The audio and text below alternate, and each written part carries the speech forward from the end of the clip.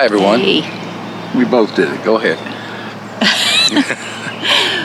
Welcome to today's episode. We are at the Wateree Recreational Area in Camden, South Carolina, and it is a part of, I think, of the Shaw Air Force Base. It's for military members and guests. And our brother-in-law, Alan, a lot more like a brother, is a retired Air Force. So he got us in here. So we're here with them again this weekend. We're going to enjoy our time going out. You just saw at the beginning of the program us pulling into this place. It's a beautiful area. Mm-hmm. And we're excited to see what we can find here for you all to enjoy with us. We're excited you're along this journey. Listen, if you're watching this for the first time or you have become a new subscriber, we very much appreciate it, because without you, we could not have this program. But if this is your first time and you have not subscribed, what should they do, babe? You should like, subscribe, hit the bells so that you will receive notifications when we put new videos up, and share. And one of the other things is that we watch a lot of these programs on TV. So if you're watching this on TV, please go over to your tablet, your computer, or your phone and subscribe and do those things that she just asked you to do. Also, comment below. We love talking to people that comment in the comment section. So we try our best to at least say something or hit the like button or do something to communicate with you. So we're going to enjoy this time. Let's get out and see what we can find.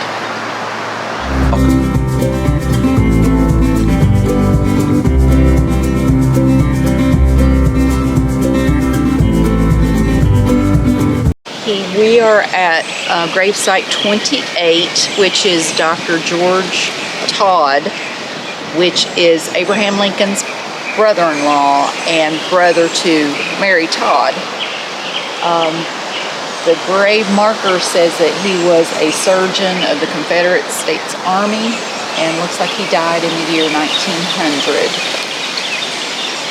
He and his wife are buried here. And we're going to show the more famous sites. There's several here. There is a map when you enter the cemetery that you can grab and visit the sites you want. But it's just so big. It's just big. It's massive. And it's cold today. We are at Historic Site 14, which is Neil Smith. He was a merchant. What makes this so historic is it was used by Henry Nixon as a target in his preparation for his duel with Hopkins. And you can see the bullet scars. They're very visible. Amazing. Right in here. Hey guys, I just wanted to point out, there's just so much in here to see. But look at the ironwork. I want to show you some more. But to me, that's just gorgeous art in a sense. It's all throughout this cemetery. And you can tell it's very old. So, I mean, it's worth coming in here and just looking at that. I'm going to show you this cemetery here, because it's some of these, they've taken brick and shaped it around one of the places here. Let me show this to you. Now look at that, where they've taken it and they have shapen around through here. So let's go ahead and look at some more of these.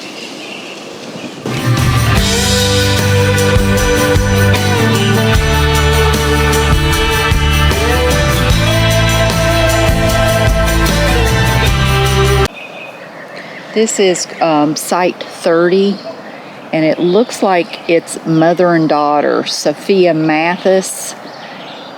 She was born in 1723, died 1761, and her daughter Sarah Mathis Kershaw, who later married Colonel Joseph Kershaw, and we're assuming that this is the Kershaw house.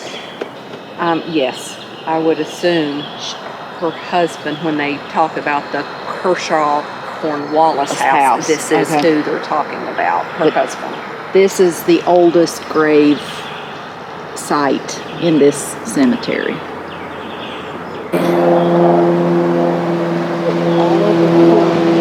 So this is the grave site of the three brothers killed in action in World War II. You have Private First Class Gilbert Roberts, Private First Class Edmund Roberts, and Private First Class Wilbert Roberts. Wilbert was killed in Italy in 1944, and the Edmund and Gilbert were only killed. Wilbert and Gilbert were only killed 1 day apart, and Wilbert was killed in Italy. Edmund was killed in Sicily, and Gilbert was killed off the Peleulu Island, Pacific. How sad. Very sad. Mother. I couldn't leave without showing the mother of the three military men that got killed. And there she is, and I'm assuming that's the father.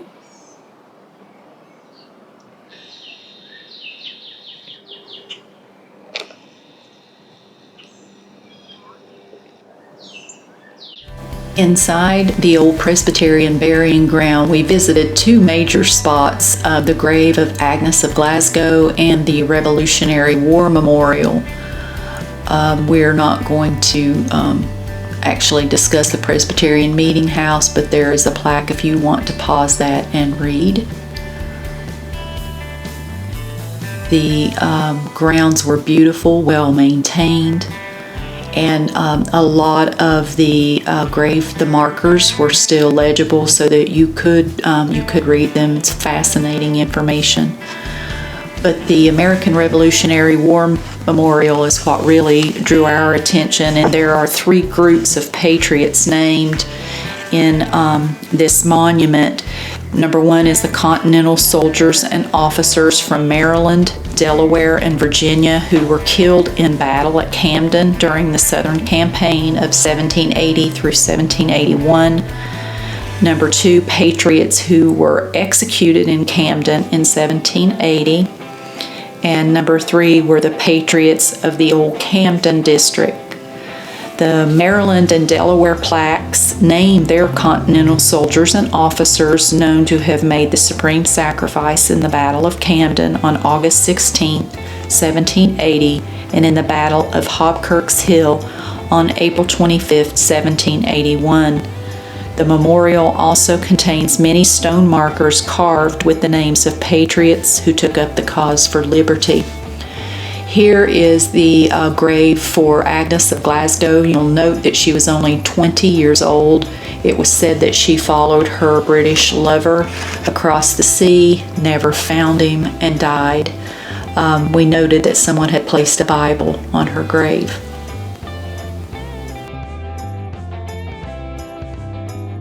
It says this monument is dedicated to the Revolutionary War patriots buried on this site who lie in graves, some known and others known only to God. There are a few that were executed at Camden. There were some that were killed in action and they died of their wounds. And then the Camden patriots. This plaque here has all the names of the people from Delaware. You can pause it if you'd like to and read those.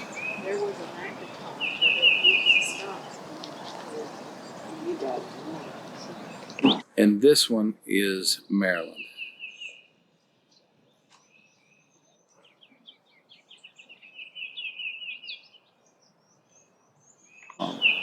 Okay, number two site marker is Dr. Isaac Alexander.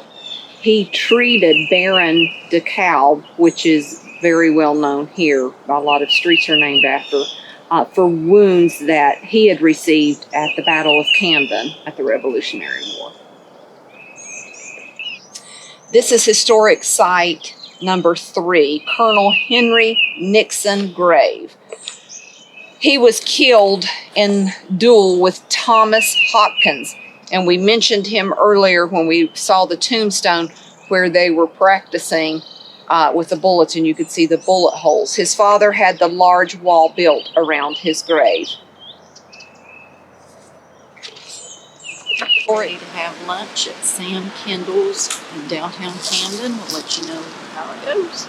Also, we have Beth and Alan's son and daughter-in-law with us, which is Taylor and Eileen. And so you'll get to meet them in a few moments. Let's go up here and check this food out and get something to eat because I am getting hungry. All right, we are here at Sam Kendall's. I got the fish and chips. Alan got the chicken pasta with Parmesan sauce, I think. Okay, Eileen, what did you get? I got the French dip with French fries. I got the hickory burger with French fries. It looks good. It does look good. It looks really good. That's Eileen. That's Taylor. We call him Taylor Bot too. So. You. I do. The only one. And I Okay, had the sis. Norwegian salmon with the salad, and you have fish and chips. Okay, we'll let you know what we think in a little bit. Right after dinner, we went to the historic Camden Revolutionary War Site, and it is a national open-air museum located still in Camden, South Carolina, which is Kershaw County. We did purchase tickets in the office there, as you see, and it was actually known as the Cunningham House, which was built in 1830. Still had, I think, the original flooring, which creaked as you walked along. There was a nominal fee to do the self-guided tour of the grounds. I think it was roughly around $7 to $10 per person, and they do give military discounts, which our brother-in-law was able to get for us. Inside the building were brochures, of course, of the area, magazines. There were, I would say, maybe memorabilia from the era, a lot of paintings, local craftsmen. So there was a lot to purchase. Just itself, it's just nice to look at it. We didn't have enough time to look because of the time. Yeah, we had, and it was so cold that day. We walked around. You really couldn't even enjoy your time because the wind was so strong, and it just cut right through your coat. But you'll notice that they're still building this up, and one of the local, I would say they're volunteers that work here, told us that their goal was to try to get this somewhat like Williamsburg. And they're doing a good job at it. They're building it up, and they are very enthusiastic about their job, and very knowledgeable. This next building you see is a sort of like a tavern. You could go in and get refreshments, sandwiches, drinks, and there were people waiting outside to be seated as we walked by. And if you were there and you look on the grounds, they're moving older buildings in to the property that are being saved. Yes, and gorgeous land. And you'd know it takes somebody a long time to mow all of that grass, but you'll notice one of the log cabins or structures are off in the distance, and here were some reenactors. They were actually filming a movie, which will be discussed in a few moments. This was part of some of the grounds there were. Yeah, and I can't even remember now what they called those, but you could still see some of the cannons around.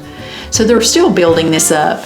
This was a part of the Kershaw House, Joseph Kershaw Mansion. It was a reconstructed and furnished house built in 1977, also known as the Kershaw Cornwallis House.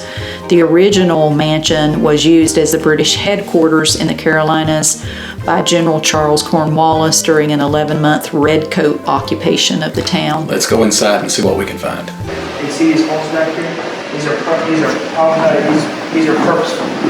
So for the ship ride over them, they would puncture them and they would tie it to a mast or something to keep it from rocking in the sea. Oh. So there's kept in there. Oh, wow. But if I were to take this thing right here, I'm not going to wind it up. If I were to take this right here Yeah. and turn it, this side will move up right here, and then it would activate. As soon as this hand goes around, this will drop down, and it'll give a ding. I don't like to move the gears to it, but Where did this come from? this has been, so there was a clock in this spot, as it was typically in these type of mansions. Yeah. But this was just donated to us. No, but where did it come originally? It's on Marlboro. Marlboro. The not as extravagant as some of the German stuff, but I prefer the English clocks. A little more simple. That is so cool. Like the German clocks get all crazy. Like crazy better. Yeah. Like this, more simplicity. When you're the curator of the museum, you have to learn how to deal with certain things. And I couldn't figure out a German clock.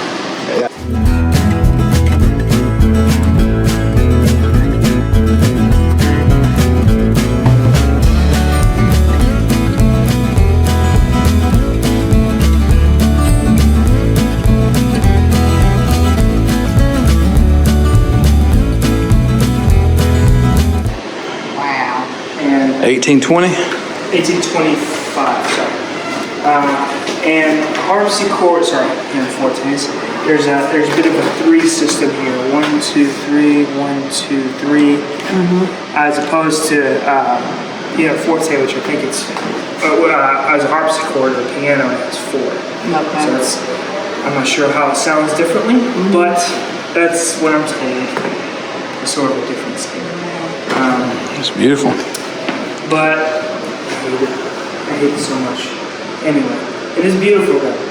It's beautiful to look at because it's so old. Yeah, one of the things, we have another one, and it's better, and it's cooler, it's 1790s. Wow. And it's like harpsichord shape, it's cool like it is long. This one I've tried to get out of here, but I can't. It doesn't fit through any of the doors, which means it comes apart. And I had to figure out the clock, now I have to figure out how this comes apart. I'm Tony Scotti of the 63rd Light Infantry. I'm Nathan Brazel of the Historic Camden Foundation. And they're doing a film, correct? Yes, sir. So, and the name of it's going to be? The Battle of Camden, and it's a historical fiction.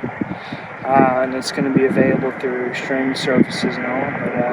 But the director, his name is Christopher Forbes, and he's got an IMDb page, and on simple Google, find out. We'll try to put all that stuff. We'll try to put all that stuff in. Thank you, guys. Sure.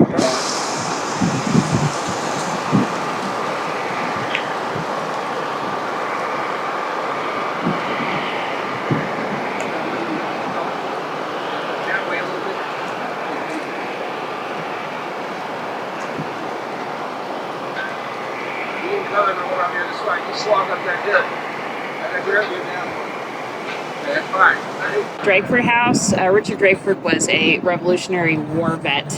Built this house about 1812, and it was originally north of the city, and they moved it here, I think, about 1970. Like a lot of our buildings that we have here on property, they started out somewhere else, and they've been kind of collected here so we can interpret history to our visitors and guests. So I've noticed that there's another building now they've moved over here. yes, it was like a week and a half ago. It was pretty cool to watch them truck that thing in. Okay, so what are we doing here? This is an 18th century kitchen garden you would find with a lot of folks from the 1800s that, no grocery stores, right? So they would grow not only their vegetables and things to eat for the summer, a lot of this they could store, can, pickle, put away for the wintertime. But also we've got a lot of what they call medicinal simples. For instance, chamomile. We've got borage over here. Both of those were kind of popular for like a pick-me-up. If you're feeling blue down in the dumps, that they would have borage or chamomile in a tea, or you could just even eat the flowers. They would make syrup out of them. Okay, I didn't know that either. Yeah. And up here is? These are radishes. Okay. And way over there on the other side? The other side, the light green are lettuce, and we've got coriander that's there on the farthest right side.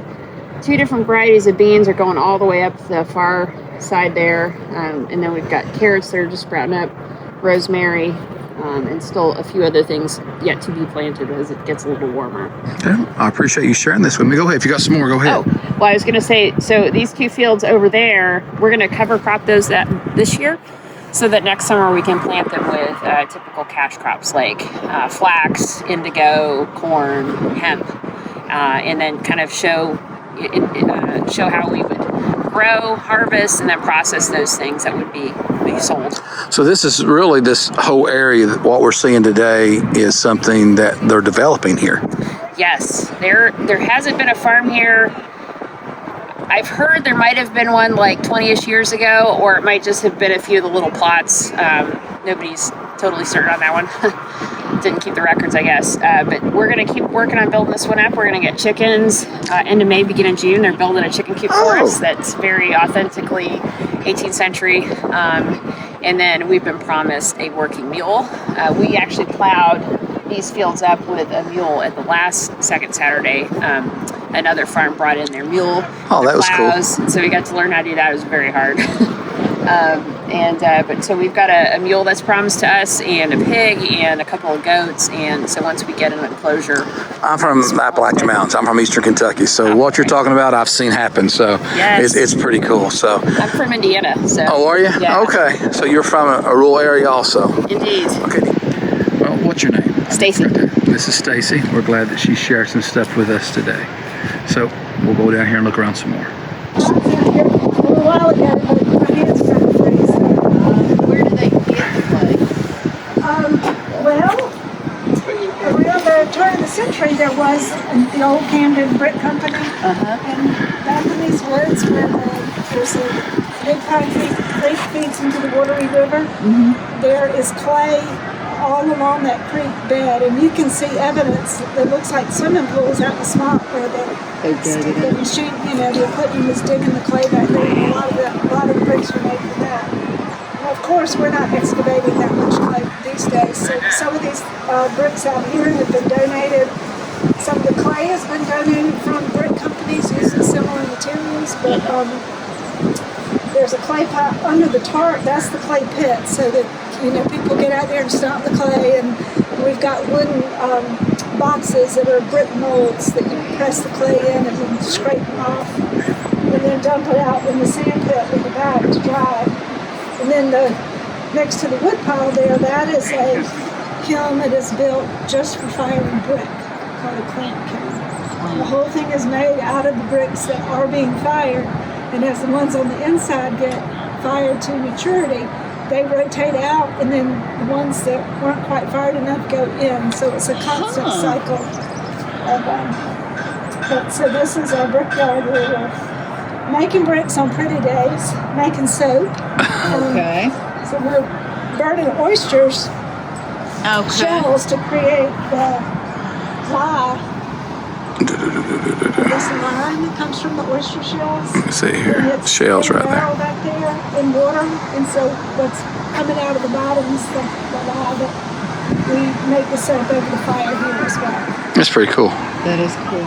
The wheel is very unique. It's probably the only English rope wheel that is functioning in America. Oh, man. And it's a reproduction from a 18th century wheel that was brought over here by John Bartlam, who was an English potter, trained formerly in Staffordshire, but came to America in the 1760s to open a pottery factory near Charleston in a little place called Canehoy.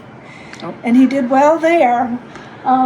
He did not make Josiah Wedgwood very happy because he was seeing what was being created and shipped to America. So after he became a master potter, he saw the opportunity to come here and make the money instead of having the wares imported from England to Charleston. He made it here. But this would have been the type of wheel that he brought with him. So, but you use this right now? And I use this now in here. Okay. The reason I'm not using it today is because Mama Wren has decided to have a whole nest full of eggs right behind my head when I'm sitting at the potter's wheel. And when I got here this morning, where's the eggs at? Oh, I see them. The pot, right? Let me take There's this in a several little bit. pots. Right there. Let me right there. I can see it. Isn't that funny? So it is. that's full of eggs right now. And Mom's been coming in and out. And so I thought, So what do you do you close the door at night? yeah, well, there's a missing window. So she's coming in and out of the window. But when she's not here, I would have somebody turn this part of the wheel. And then I Let me get back here so I can show what you're doing. Okay, show what you do. So somebody would stand here. And turn the wheel. And then the potter would sit at the what's called the work table and make the wares. So everything you see in here was made on this wheel. Oh, man. And plus there are a lot of other pieces that some are up in the shop, but we are in the process right now of building also an English-styled bottle kiln outside that when we're finished, we'll fire the pottery with wood.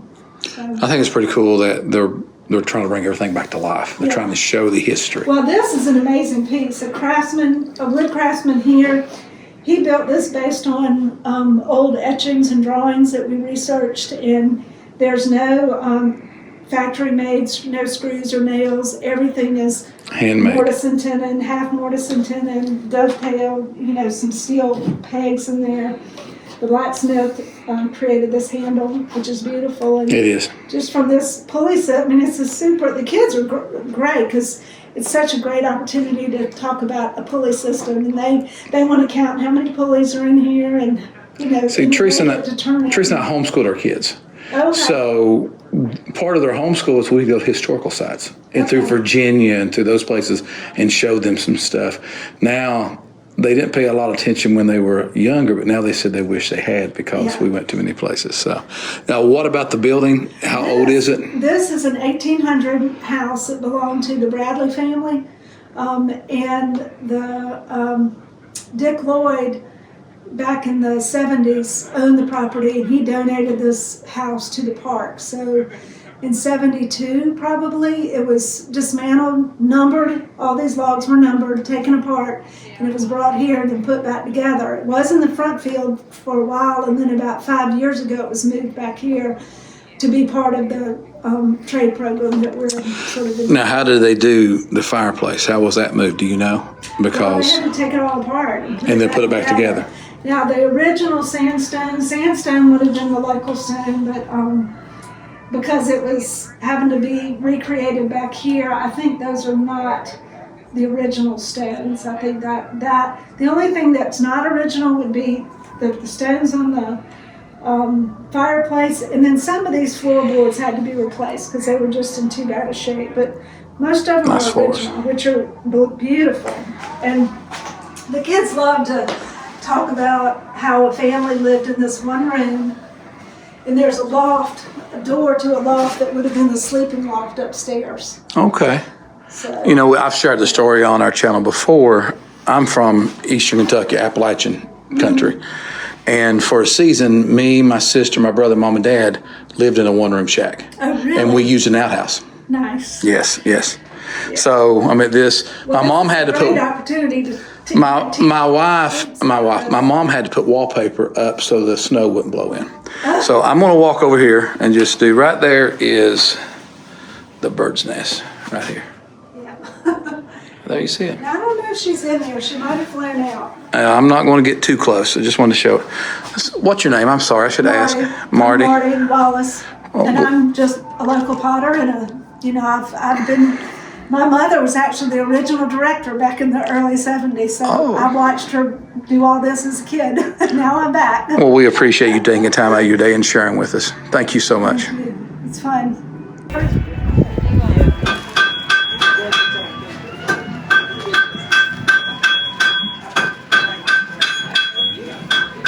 It's cold. Oh, I love coal smell. I love the coal smell. Cody is our apprentice, and he's doing what apprentices do. He's making handmade nails. Oh, very good. In the 18th century, that was a good way of starting an apprentice to start to become familiar with the tools and the fire and some of the processes. That is. So it's the air. equipment you see here would have been available to a blacksmith in 1770, 1775. It's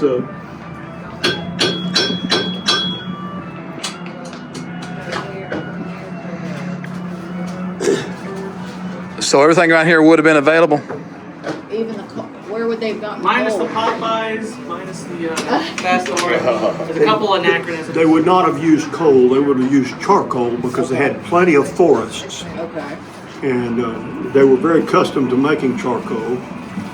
They make it in great big ridge bricks and get about 250 bushels out of each burn, which would last the blacksmith probably a week. That's how you flip. Now we have a miss. That's a clinch now. Yeah, don't cool it. We gotta get it out. We'll have to saw that off. Yeah. Well, then I saw it. I think I can do it. Oh, okay. In the 1700s, you had most of what blacksmiths got as a raw material was iron, right? Well, iron, even in its final form, once you can't heat treat it, you can't make it harder, you can't make it change its nature. It'll never hold an edge. Right, you can't make a knife or an axe out of it because it doesn't hold an edge. You have to make steel to do that. And in the 1700s, they were just beginning. They were just at the cusp of understanding that the world weren't those four Greek elements, earth, air, fire, and water. They were just beginning to understand about elements. And they had already identified things that were certain things. So they had identified iron and sulfur and silver and a few other of what we now know as the elemental chart. Copper. Right. Yeah. They could make brass. Alloy copper with lead and make brass. But they still didn't understand the process of alloying and what made steel. But even though they didn't understand the science behind it, they had tried and true procedures that had been developed over hundreds of years to make steel.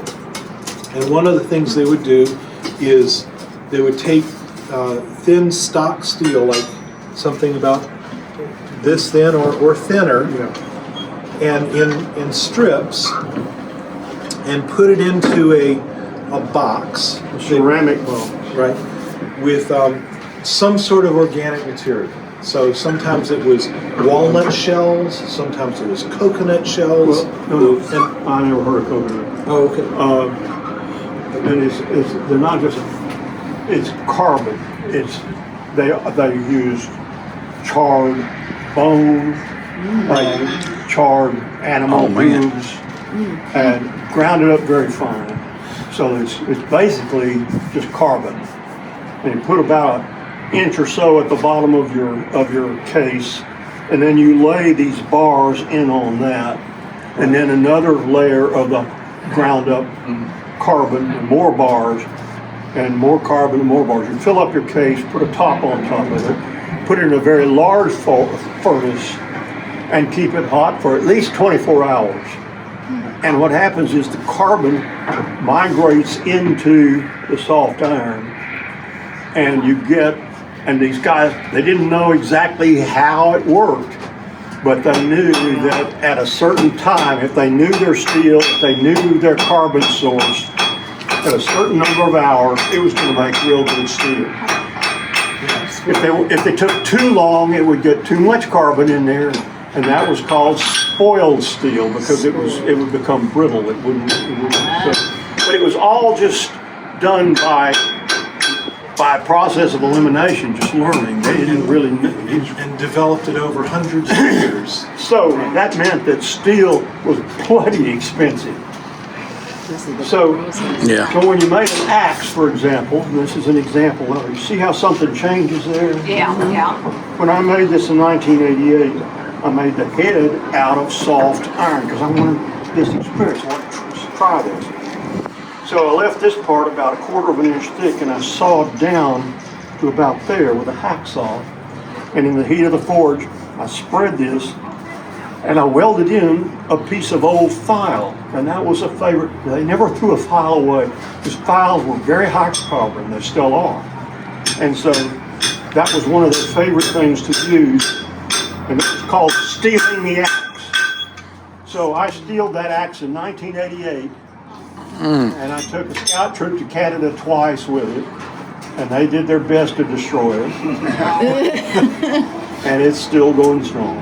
Oh, that's awesome. It's a good technique. Yeah. That's good. And if this wore out, you just took it back to the blacksmith and said, I need to actually steel. Oh, okay. Right.